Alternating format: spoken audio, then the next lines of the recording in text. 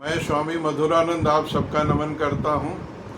आज मैं आपको एक बहुत ही सुंदर रामचरितमानस का प्रसंग सुनाने जा रहा हूं और आशा है कि आप सब उससे आनंद उठाएंगे और प्रभु श्री राम की भक्ति में अपने को समर्पित करेंगे। हनुमान जी के बाद प्रभु श्री राम ने अंगद जी को दूत बनाकर भेजा ताकि लंका की प्रजा को या लंका को नुकसान ना पहुंचाया जा सके अगर रावण सीता जी को ससम्मान वापस कर दे। तो अंगद जी के पहुंचने के पहले ही रावण के गुप्तचरों ने जा करके रावण को बताया, हे महाराज, अंगद नाम का एक राजदूत आ रहा है जिसे श्री रामचंद्र जी ने भेजा है। तो रावण बड़ा घमंडी था क्योंकि वो त्रिलोक विजयी था, उसको अपने बाहुबल पर बहुत घमंड था। तो बोलता है कि का करी है मम बाली के अंगद और का करी है तपसी दो भैया। का करी है मम बाली के अंगद, का करी है तपसी दो भैया।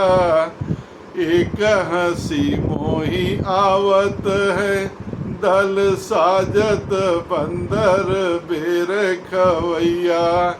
एक हंसी मोही आवत है, दल साजत बंदर बेर खवैया।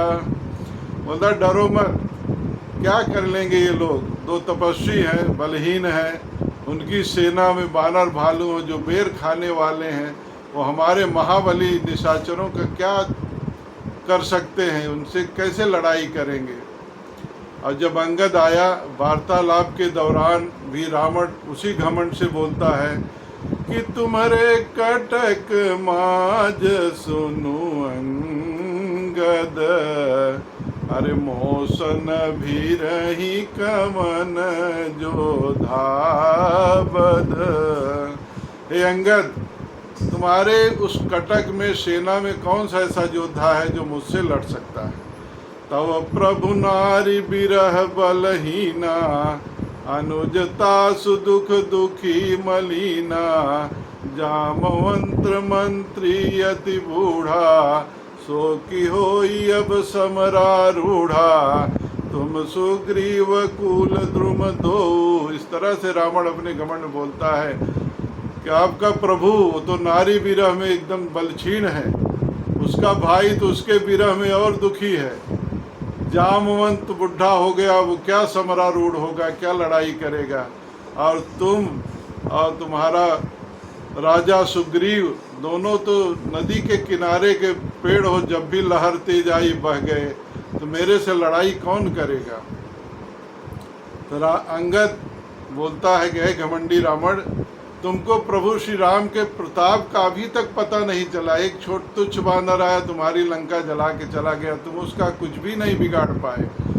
अंगद कहता है कि सिंधु तरो उनको बनरा, तुमसे धनु रेख गई न तरी। एक छोटा सा बांदर 100 योजन समुद्र लांघ करके तुम्हारे लंका नगरी में आया और तुम लक्ष्मण जी द्वारा खींची हुई धनुष की रेखा को भी नहीं लांघ सके। अब बताइए रामचंद्र जी की तुम्हारी क्या तुलना। उनका एक तुच्छ बानर आ करके 100 योजन समुद्र लांघ करके आ गया और तुम एक रेखा भी नहीं क्रॉस कर पाए, लांघ सके। सिंधु तर उनको बनरा, तुमसे धनु रेख गई न तरी। अब बानर बांधत सो न बंध्यो, उन बारिद बांधी के बाट करी। एक बंदर को तुम सबने मिलके बांधने की कोशिश की, नहीं बांध पाए। प्रभु श्री राम की महिमा देखिए, उन्होंने इतने लंबे समुद्र पे पुल बांध करके रास्ता बना दिया।